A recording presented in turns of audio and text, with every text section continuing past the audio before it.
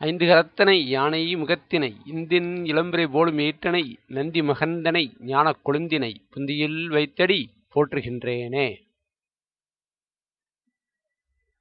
எந்தெந்த ராசிக்கற்களை யார் யார் அணியலாம்? இன்னைக்கு பார்த்தீங்கன்னா ஜோதிடம் தெரிஞ்சவங்க தெரியாதவங்க எல்லாருமே அவங்க ஜாதகப்படியான நற்பலன்களை கூட்டிக்கிறதுக்கு ராசிக்கல் முகூர்த்தத்தை போடுறத வழக்கமாக வச்சுருக்காங்க. இதில் பார்த்தீங்கன்னா 12 ராசிக்காரங்களுக்கும் அவங்களுக்கு என்ன ராசியோ அதை பொறுத்து அவங்கவுங்க ராசிக்கு தகுந்த மாதிரி அவங்கவுங்களே ராசிக்களை வாங்கி அவங்க ஜாதகப்படியான நற்பலன்களை கூட்டிக்கிறதுக்கு அவங்களே போட்டுக்கிறாங்க. ஆனால் பாருங்கள், இந்த ராசிக்கல் முகூர்த்தத்தை போடுறதுக்குன்னு ஒரு விதிமுறைகள் இருக்குது. யார் யாரெல்லாம் எந்தெந்த ராசிக்கல் முகூர்த்தத்தை எந்த காலகட்டத்தில் போடலாம் அப்படின்றத சாதாரண மனிதராகிய நம்மளால் கணிக்கிறது ரொம்பவே கஷ்டம். இன்னும் சொல்ல போனோம்னா, இந்த அனுபவம் வாய்ந்த ஜோதிடர்கள் கூட ஒரு ஜாதகர் அவங்கள்ட்ட போய் என் ஜாதகப்படிக்கு இப்போ நான் என்ன ராசிக்கல் முகூர்த்தத்தை போடலாம் அப்படின்னு அவங்கள்ட்ட கேட்டாங்கன்னா, அந்த ஜோதிடர்களும் அவங்க ஜாதகத்தை வாங்கி பார்த்துட்டு அவங்களுக்கு என்ன ராசியோ அந்த ராசிக்கு எந்த நவரத்தன கல் வரும் அப்படின்னு பார்த்து இந்த கல்லை போடுங்க அப்படின்னு ஈஸியாக சொல்லி அனுப்பிடுறாங்க. இந்த மாதிரி ஜோதிடர் சொன்னதுக்கப்புறம் ஒரு முகூர்த்தத்தை செஞ்சு போட்டுக்கிற அந்த ஜாதகருக்கு நற்பலன்கள் ஏற்படுமா அப்படின்னு பார்த்தோம்னா 100க்கு 90% பேர்த்துக்கு நற்பலன்களை காட்டிலையும் கெடுபலன்கள் ஏற்படக்கூடிய அமைப்பு தான் இருக்கும். ஏன் அப்படின்னு நம்ம பார்த்தோம்னா, இந்த ராசி கற்கள் எல்லாம் ஜாதகருடைய பிறந்த ராசி எதுவோ அந்த ராசிக்குரிய அதிபதியுடைய நவரத்தனக்கல் எது அப்படின்னு பார்த்து அதை அறிஞறது ரொம்பவே தவறான விஷயமா இருக்குது.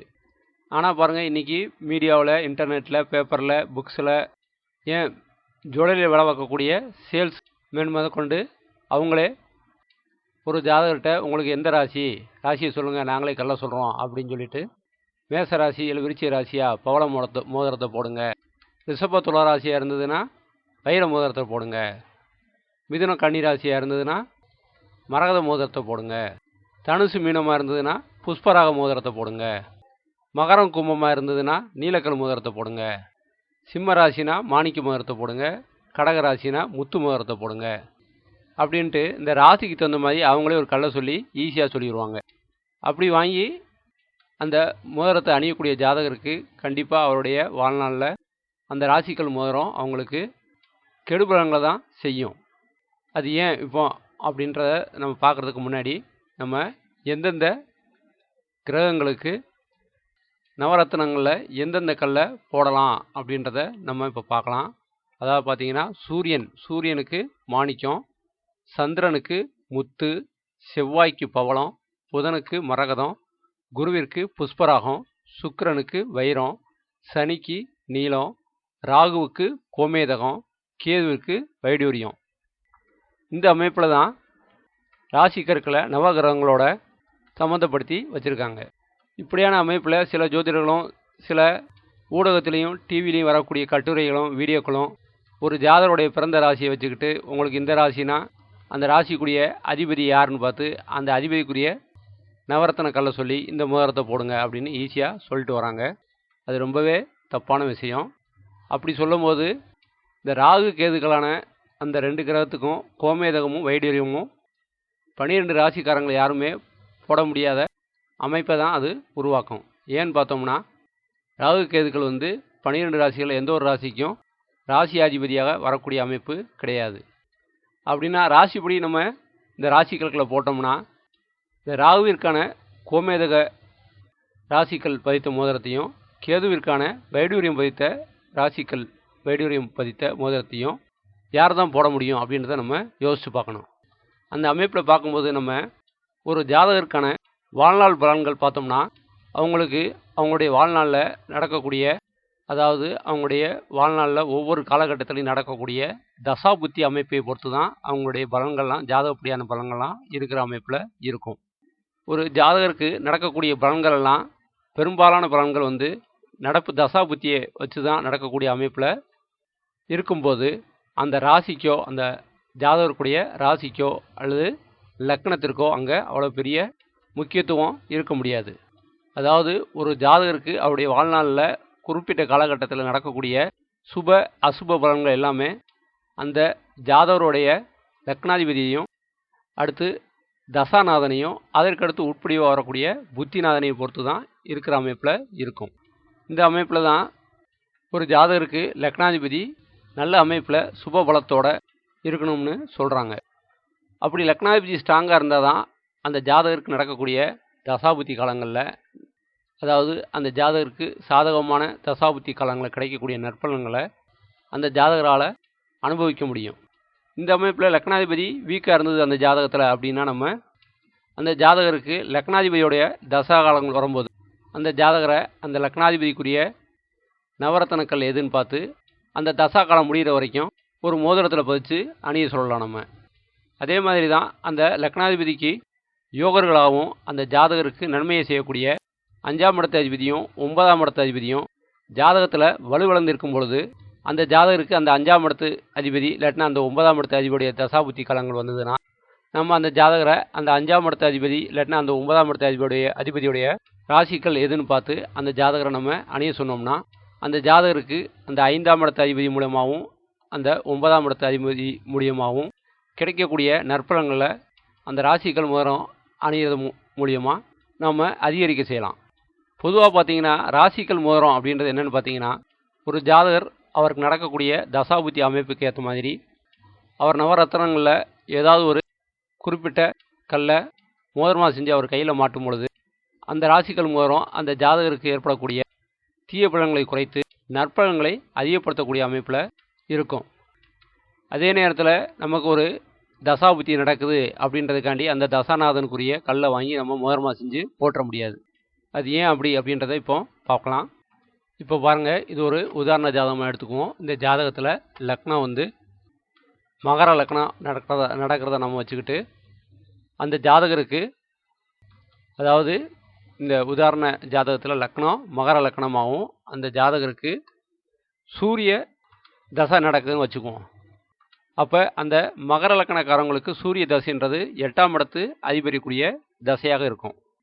இந்த அமைப்பில் நமக்கு சூரிய தசை நடக்கிறதுனால நம்ம அந்த சூரியனுக்கான மாணிக்கம் கல் பதிச்ச மோதிரத்தை நம்ம வாங்கி அணிஞ்சிக்கிட்டோம்னா என்ன ஆகும்னு நம்ம யோசித்து பார்க்கணும்.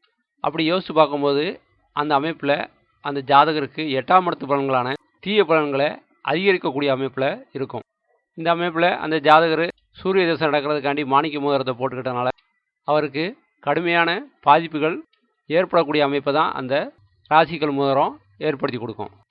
அதே மாதிரி இன்னொரு அமைப்பில் ஒரு ஜாதகத்தை பார்ப்போம். அந்த ஜாதகத்தில் லக்னம் வந்து மேசமாக எடுத்துக்குவோம். அந்த மேச லக்னக்காரத்துக்கு வந்து புதன் தசை நடக்குது அப்படின்னு நம்ம எடுத்துக்குவோம். மேச லக்னக்காரங்களுக்கு புதன் தசைன்றது 3ஆம் இடத்துக்கையும் 6ஆம் இடத்தையும் குறிக்கக்கூடிய தசையாக இருக்கும்.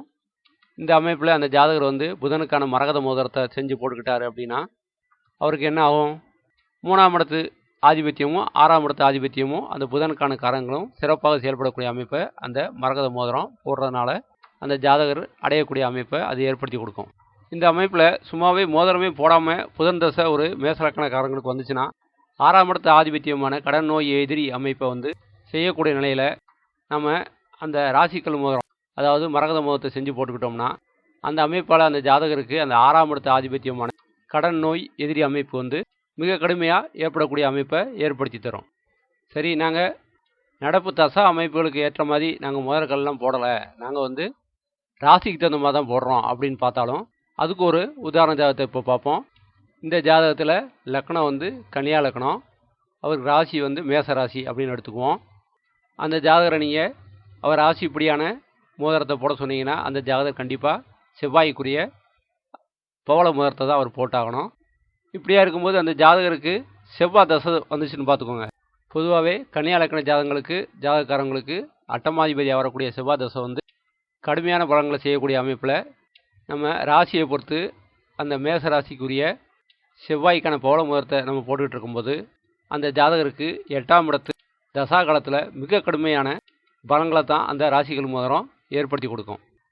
இன்னும் சில பேர் இந்த பிரச்சனையே வேண்டாம், நாங்கள் நவரத்தினங்களையும் பதிச்ச, அதாவது 9 ரத்தின கற்களையும் பதிச்ச ஒரு மோதிரத்தை செஞ்சு எங்கள் கையில் மாட்டிக்கிறோம், அதனால் எங்களுக்கு நல்ல பலன் தானே ஏற்படும் அப்படின்னு சொல்லிக்கிட்டு நவரத்தின கல்லை மோதிரமாக செஞ்சு போட்டுக்குவாங்க. இந்த அமைப்புலையும் நீங்கள் பார்த்தீங்கன்னா ஒரு ஜாதகத்துக்கு ஏற்படக்கூடிய பலன்கள் வந்து அவருடைய தசாபுத்தியை பொறுத்து தான் ஏற்படும் அப்படின்ற அமைப்பில் அந்த ஜாதகர் அணியக்கூடிய அந்த நவரத்ன கல்லா உடைய மோதிரத்தினால எந்த பலனும் அந்த ஜாதகருக்கு ஏற்பட போகிறது இல்லை. சொல்லப்போனால் ஒரு ஜாதகருக்கு நற்பலன்களை கொடுக்கக்கூடிய தசாபுத்தி காலத்தில் இந்த நவரத்ன கல் மோதிரத்தை போடும்போது அந்த ஜாதகரின் தசாபுத்திக்கு சம்மந்தம் இல்லாத மற்ற 8 நவரத்ன கற்களும் அந்த ஜாதகருக்கு தசாபுத்தியால் கிடைக்கக்கூடிய நன்மைகளை கிடைக்க விடாமல் தடுக்கும் அப்படின்னு தான் நம்ம சொல்லலாம். சரி, அப்போ யார் தான் எந்த மோதிரத்தை போடுறது, எந்த ராசிக்கல் மோதிரத்தை யார் தான் போடுறது அப்படின்னு பார்த்தோம்னா, ஒரு ஜாதகருக்கு நற்பலன்களை ஏற்படுத்தி கொடுக்கக்கூடிய தசாபுத்தி நடக்கும் பொழுது அந்த தசாநாதன் அவருடைய ஜாதகத்தில் வலுவிழந்து இருக்கும் பொழுது அந்த தசாநாதனுக்குரிய கற்களை ஒரு மோதிரமாக செஞ்சு ஒரு குறிப்பிட்ட நாளில் பூஜையெல்லாம் பண்ணி அந்த ஜாதகரை நம்ம அணிந்து வர சொன்னோம்னா அந்த ராசிக்கல் மோதிரம் அந்த ஜாதகருக்கு நற்பலன்களை ஏற்படுத்தி கொடுக்கும். அதை விட்டுட்டு அந்த ஜாதகருக்கு ஆகாத தசாபுத்தி நடக்கும் பொழுது அந்த தசாபுத்திக்குரிய கற்களை மோதிரமாக செஞ்சு போட சொன்னோம்னா கண்டிப்பாக அந்த ஜாதகருக்கு கெடுபலன்கள் தான் ஏற்படும். அதே மாதிரி அந்த ஜாதகரை அவர் ராசிநாதனுக்குரிய கற்களை மோதிரமாக செஞ்சு போட சொன்னோம்னா அந்த அமைப்புலேயும் அந்த ஜாதகருக்கு நற்பலன்களை காட்டிலையும் கெடுபலன்கள் தான் அதிகமாக நடக்கக்கூடிய அமைப்பை உருவாக்கி தரும். ஆக நீங்கள் ஒரு ராசிக்கல் மோதிரம் அணியணும் அப்படின்னு நீங்கள் விருப்பப்பட்டீங்கன்னா ஒரு நல்ல தேர்ந்த ஜோதிடரை பார்த்து அவருடைய அறிவுரையின் பேரில் உங்களுக்கு நடக்கக்கூடிய தசாபுத்தி அமைப்புக்கு ஏற்ற மாதிரி இந்த நவரத்தினங்களில் ஏதாவது ஒரு கல்லை நீங்கள் மோதிரமாக செஞ்சு போட்டுக்கிட்டிங்கன்னா அது உங்களுக்கு நற்பலன்களை ஏற்படுத்தி கொடுக்கக்கூடிய அமைப்பில் இருக்கும். அதே நேரத்தில் அந்த ஜாதக அமைப்பை சரியாக கணிக்காமல் ஒரு ஜோதிடர் சொன்னார் அப்படின்றதுக்காண்டி நமக்கு கெடுபலன்களை தரக்கூடிய நவகிரகங்களின் ராசிக்கல் மோதிரத்தை நம்ம வாங்கி போடும் பொழுது நமக்கு கெடுபலன்கள் தான் அதிகமாக நடக்கும் அப்படின்றதையும் நம்ம தெரிஞ்சுக்கணும்.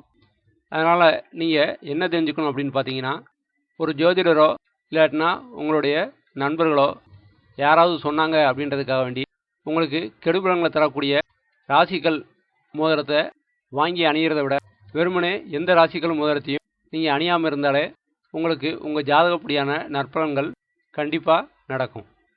நன்றி, வணக்கம்.